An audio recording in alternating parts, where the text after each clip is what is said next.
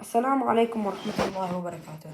Today, I will be explaining what happens to us in the 7 stages of the afterlife. Let's begin. Every single human being alive right now is guaranteed to pass through 7 distinct, terrifying, and mind-blowing stages after their heart stops beating. It doesn't matter who you are, how much money you have, or what status you hold in this world. The moment your oxygen cuts off, a timer begins. This isn't a fairy tale or a myth told to scare you. This is the ultimate journey of your soul, maliciously detailed in the Quran and the authentic hadiths of Prophet Muhammad sallallahu alaihi wasallam. And stage number 5, that is the exact moment where the vast majority of people realize they are in deep, irreversible trouble. Let's start from the very beginning. Stage 1, the barzakh. The word barzakh means a barrier. The very second the angel of death pulls your soul from your body, you cross a point of no return. If the soul was righteous, it leaves smoothly like water pouring from a pitcher. But if it was wicked, it is ripped out like a thorny branch pulled from wet wool. You are no longer in this physical world, but you aren't in the hereafter yet. You are trapped in the waiting room of the universe. And then comes the isolation of the grave. As your family walks away and the sound of their footsteps fades, the dirt settles. Suddenly, 2 terrifying, dark-skinned, blue-eyed angels named Munkar and Nakir will appear. They will sit your soul up, look directly at you in the eyes, and ask you 3 life or death questions. Who is your Lord? What is your religion? And who is your prophet? Your tongue won't be able to lie here. Your heart answers automatically based on how you actually lived. If your soul answers correctly, a voice from above will command, "My servant has spoken the truth." Your grave instantly expands as far as your eyes can see, turning into a spacious lounge, and a window to Jannah opens. A beautiful, fragrant breeze fills your grave, comforting you until the day of judgment. But if the answers are wrong, the grave tightens until your ribs smash into each other, and the window to hell opens, showing you your seat in the fire. Stage 2, the resurrection. Imagine billions of people waiting in total silence for thousands of years, and suddenly the angel Israfil blows the massive trumpet. A sound so violently loud, it shakes the entire universe apart. Instantly, the earth will split open. Every human who has ever lived, from Prophet Adam to the very last baby born, will pop up out of the dirt like growing plants. Your body is completely rebuilt in a split second, down to your exact fingerprints. You look around in absolute shock. Prophet Muhammad ﷺ told us that on this day, everybody will rise barefoot, completely naked and uncircumcised, just like the exact day we were born. The Prophet's wife, Aisha, asked in shock, "Won't people look at each other? Won't people just look at each other?"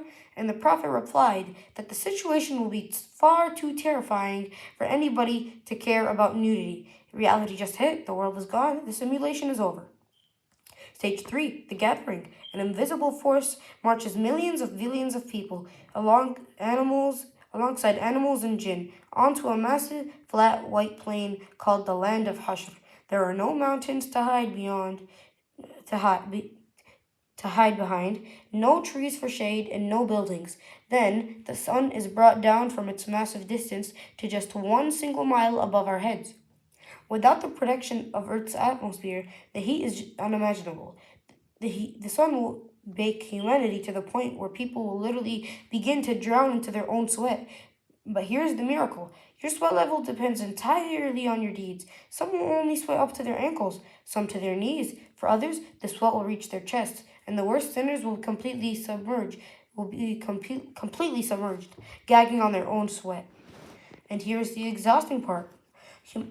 Humanity will stand in the scorching, chaotic heat, terrified out of their minds, for 50,000 years. Think about how a 10-minute delay at an airport feels.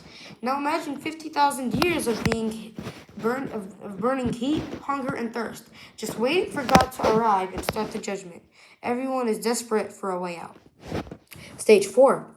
The intersection. Broken and desperate, the massive crowd runs to the great prophets for help. They beg Prophet Adam, Prophet Nuh, Prophet Ibrahim, Prophet Mousa, and Prophet Isa to ask Allah to start the judgment.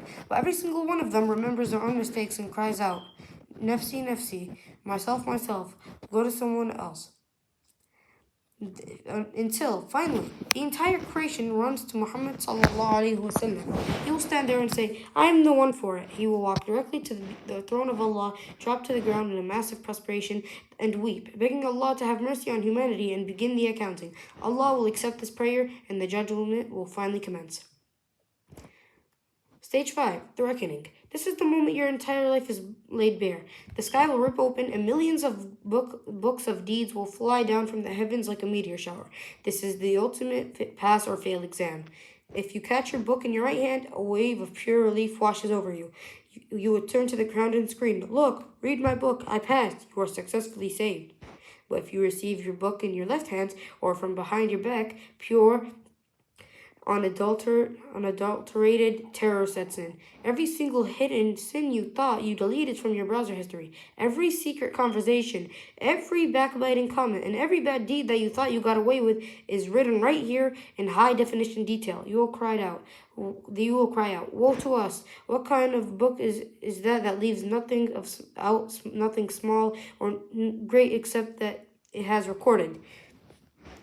There are no translators, no lawyers, and no excuses on this court date. Allah will speak to you directly, with no barrier between you and Him. If a person tries to lie or make excuses, Allah will seal their mouth shut.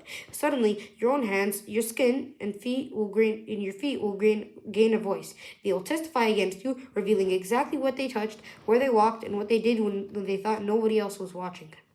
The scale. Once the data is gathered, the mizan is set up. This is a cosmic balance scale that is so massive that a single one of its planets can hold the entire heavens and the earth. Your good deeds are placed on one side, transformed into physical weight, and your bad deeds are placed on the other. On this scale, absolute justice is served. Even a good deed you thought was minor, like genuine smile to a stranger, or a sip of water given to a thirsty animal, or a single sincere utterance of Subhanallah can drop into the scale and tip it completely. If your good side is even one atom heavier, you are granted safety. But if your bad deeds outweigh your good, you face the final, most dangerous barrier in existence. Stage 7, as-sirat. This is the bridge, but it's not a normal bridge. It is a razor-thin pathway stretched directly over the roaring, boiling flames of hellfire. The companions described it as sharper than a sword, thinner than a single strand of hair, completely pitch black, and covered in giant fiery thorn hooks that snatch people based on their sins. Every single soul must walk across this bridge to reach the gates of Jannah. But here is a catch. There is no physical light on the bridge. The only light you have is the light generated by your own good deeds.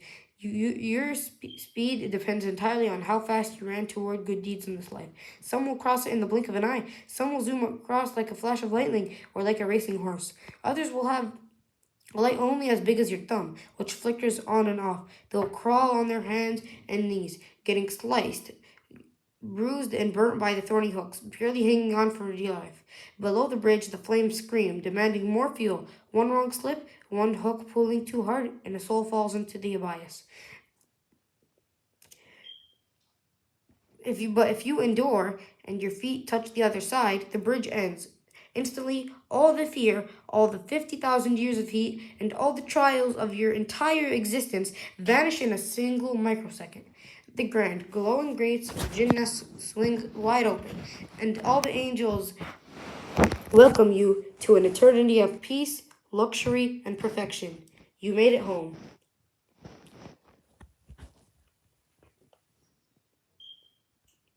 So, that is what will happen on the Day of Judgment.